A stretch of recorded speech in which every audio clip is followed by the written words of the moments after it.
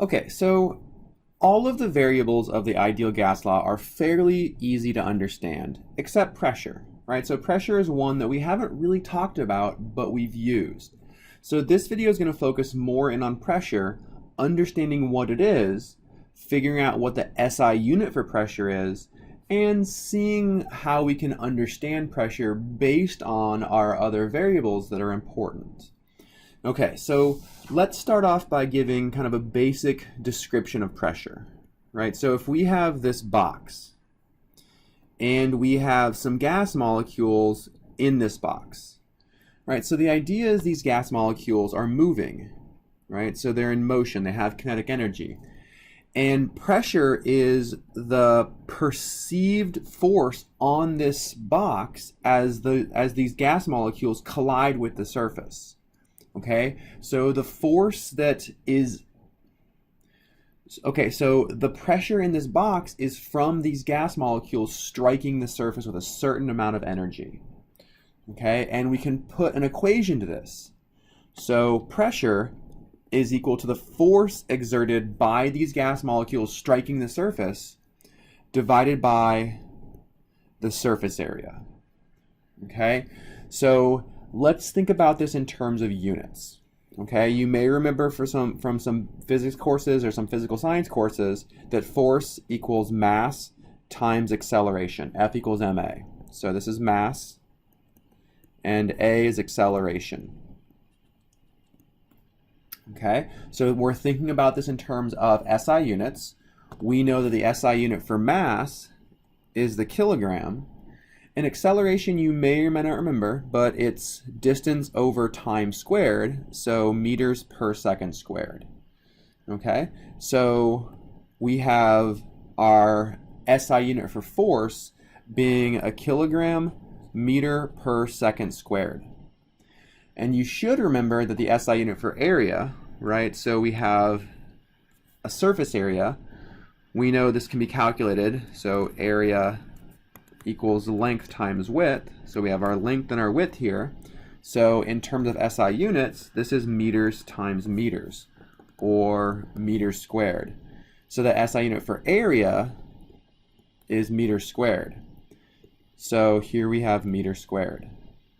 Okay, and when we do some canceling, we're going to see that one of these units of meters cancel, and the SI unit for pressure is going to end up being a kilogram per meter second squared. This is the SI unit for pressure. It's a derived unit from mass, distance, and time. Okay, and to give this a cleaner name, we call this the Pascal. Okay, after the scientist who came up with this, right? So this is called the Pascal, and we abbreviate it PA. Okay, so this is a Pascal.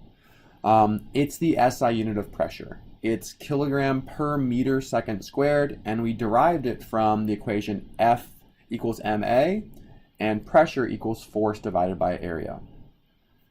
All right, so let's think about a couple other useful units of pressure, and then we'll go into talking about the concept of why temperature influences pressure, and why volume can influence pressure, and why the number of moles of gas can influence pressure. Okay, so we have already seen two of the most common units of pressure. One is the atmosphere, and we know that's ATM. And we just saw the Pascal as the SI unit, and that's PA. Okay, a couple other useful units that you may see at some point would be bar. We have millimeters of mercury, and this is an important historical one, right? Because this is how pressure used to be able to be measured through something called a manometer. I just like that word, manometer. Okay, and the last one that matters is torr, and this one is still used today as well. Okay, so let's think about conversion factors to relate all of these units. Okay, these are things that you should be able to use if you're told.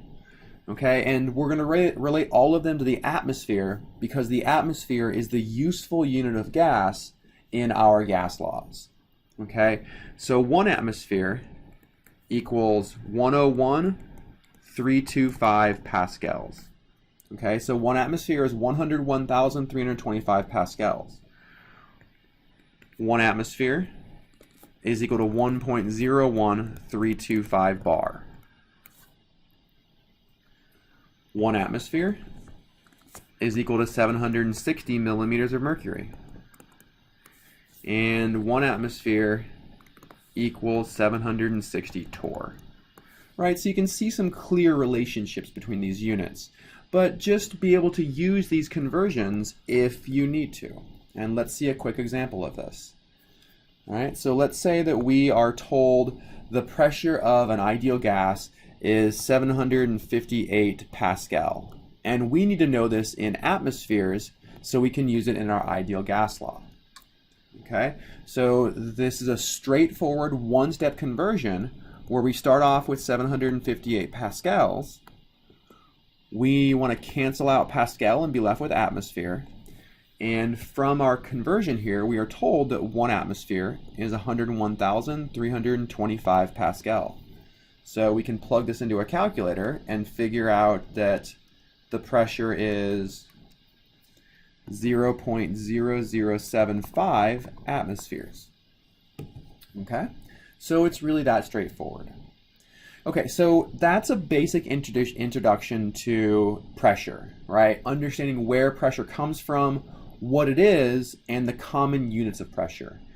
Over the next couple of videos, we are going to explore the relationship between pressure and temperature, right? So somehow pressure is related to temperature, somehow pressure is related to volume, and somehow pressure is related to moles of gas.